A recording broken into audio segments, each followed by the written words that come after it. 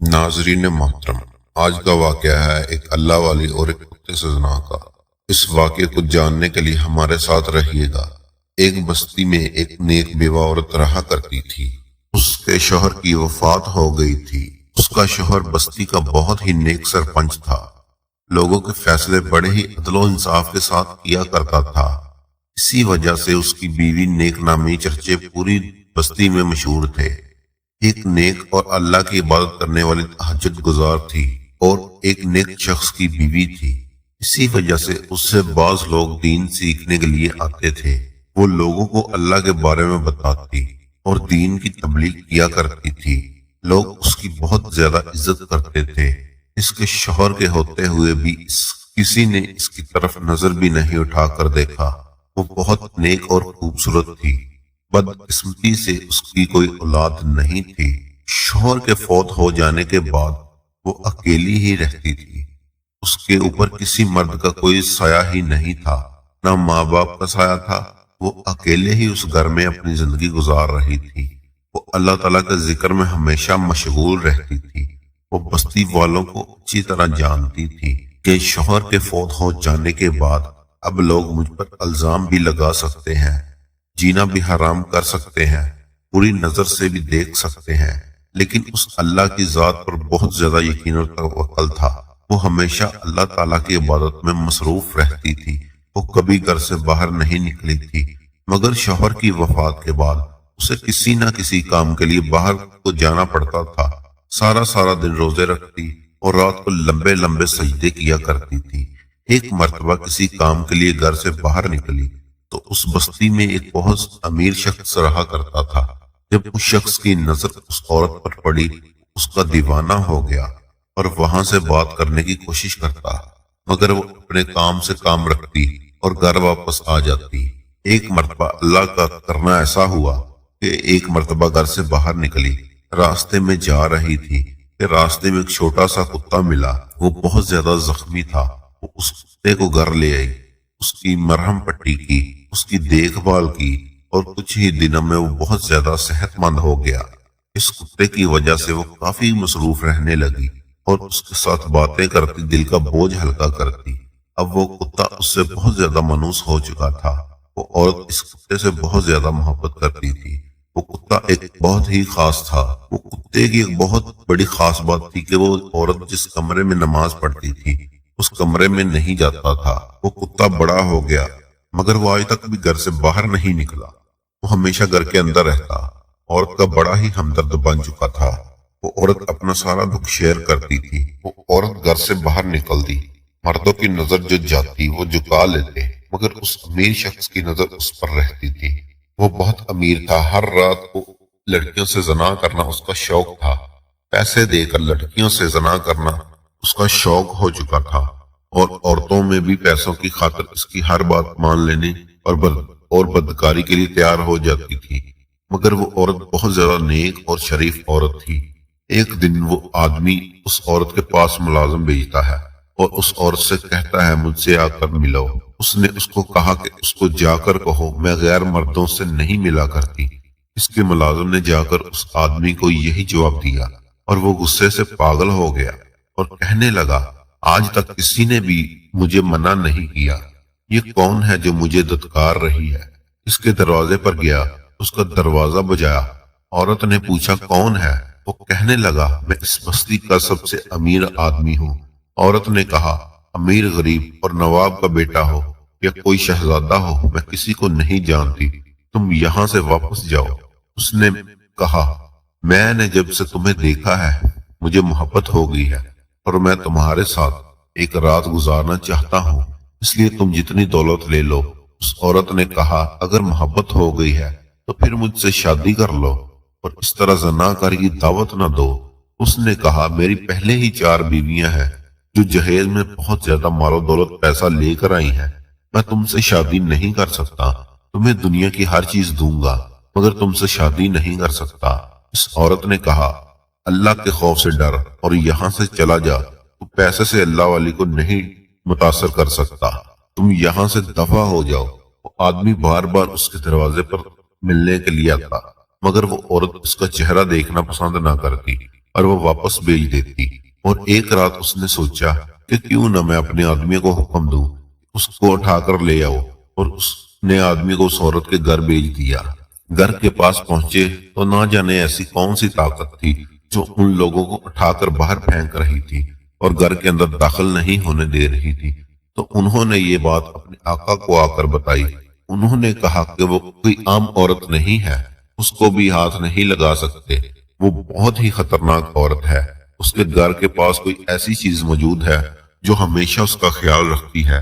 اس آدمی کے دماغ میں شیطانی چال چلی اور اس نے وہاں کے کچھ امیر آدمیوں کو ساتھ لیا اور کہنے لگا، بہت ہی خوبصورت اور حسین و جمیل عورت ہے، میں نے اپنی پوری طاقت استعمال کی مگر وہ میرے ہاتھ میں نہیں آئی۔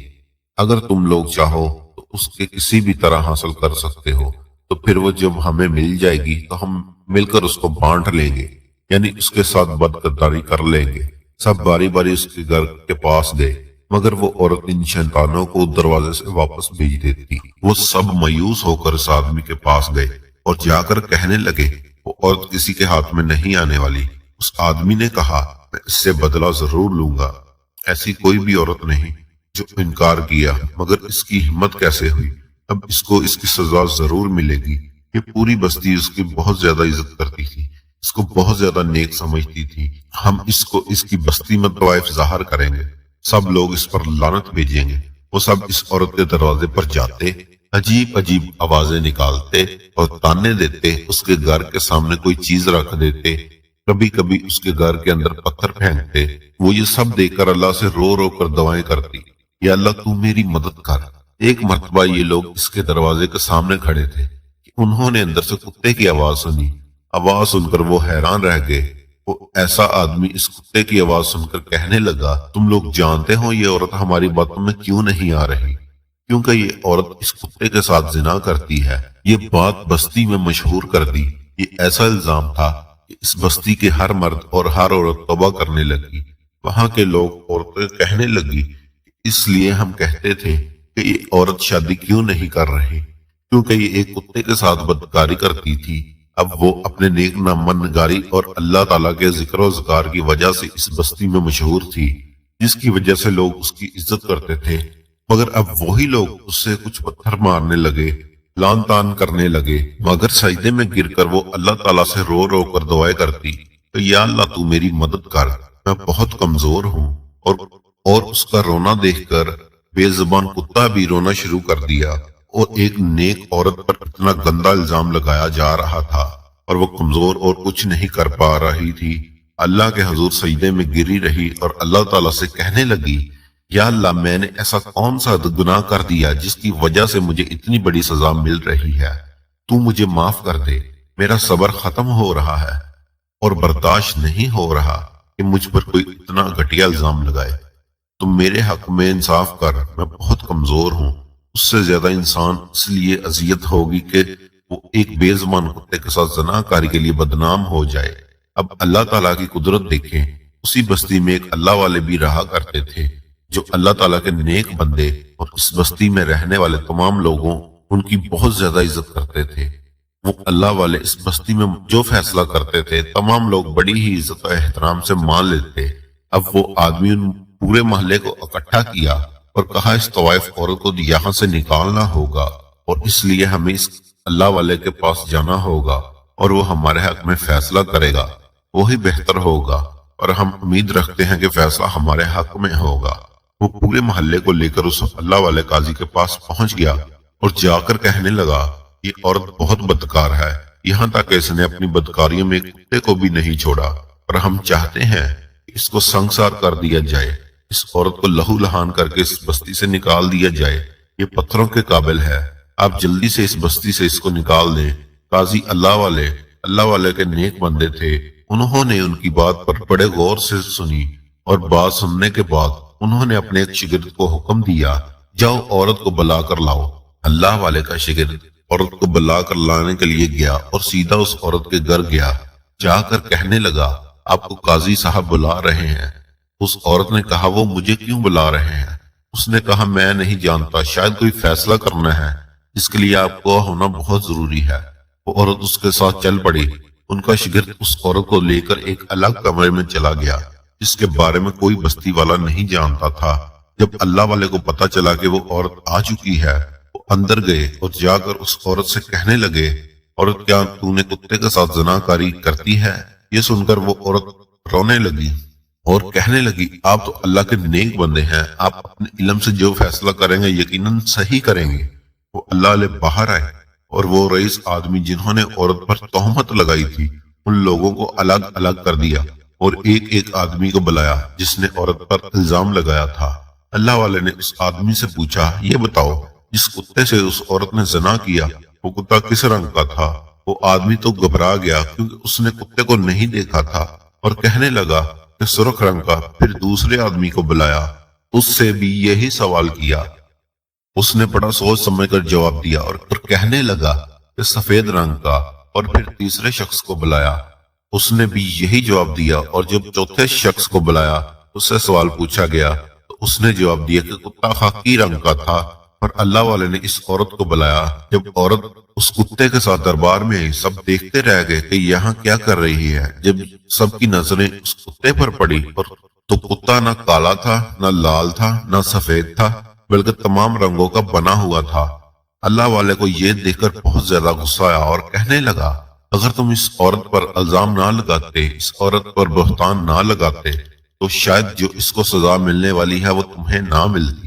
وہ آدمی کہنے لگے، ہم سچ بول رہے ہیں، یہ طوائف ایک زناکار ہے، بدکار ہے، آپ اس کو سنسار کر دیں۔ اللہ والے غصے میں آئے اور کہنے لگے، اچھا تم سب نے اپنی سچی گواہی دے دی ہے کہ عورت کے بارے میں میرا بھی ایک اور گواہ باقی ہے۔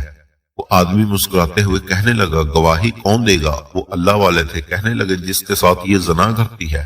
وہاں وہ آدمی طنزیہ مسکرانے لگا، ہم آپ کی بہت زیادہ عزت کرتے ہیں اور آپ ہمارے ساتھ مذاق کر رہے ہیں، یہ کتا عورت کی گواہی کیسے دے سکتا ہے؟ وہ اللہ والے تھے۔ کہنے لگے، جب کسی بے گناہ کے ساتھ زیادتی ہو رہی ہو تو پھر یہ کتا تو کیا، چرند پرند پہاڑ بھی اس چیز کی گواہی دے سکتے ہیں، کیونکہ جب اللہ زبان دینے پہ آتا ہے، جانور تو کیا ہر بے جان چیز میں زبان ڈال دیتا ہے۔ اللہ والے نے 2 رکعت نماز ادا کی، اللہ کے حضور دعا کی، پھر اس کتے سے کہا کہ تو ہمیشہ اپنے مالک کا وفادار رہتا ہے۔ آج ایک نیک عورت لوگوں کے سامنے ذلیل ہو رہی ہے، اس پر الزام لگایا جا رہا ہے، تو اللہ کے حکم سے بول۔ اللہ کے حکم سے کتا بولنے لگا۔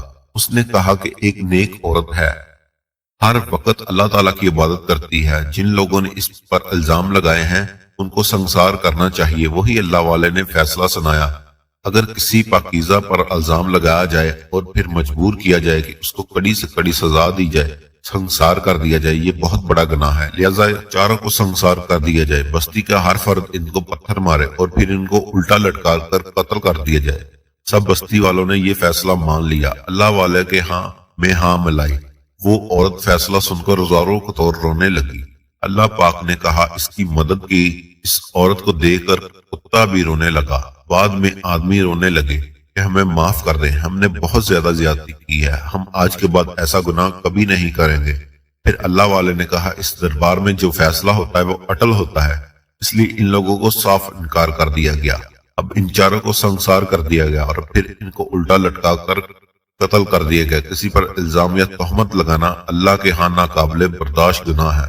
امید کرتا ہوں آج کی ویڈیو آپ کو پسند آئی ہوگی۔ اگر آپ کو آج کی ویڈیو پسند آئی ہو تو اسے لائک اور شیئر ضرور کیجیے گا۔ ملتے ہیں اگلی ویڈیو میں، تب تک کے لیے اللہ حافظ۔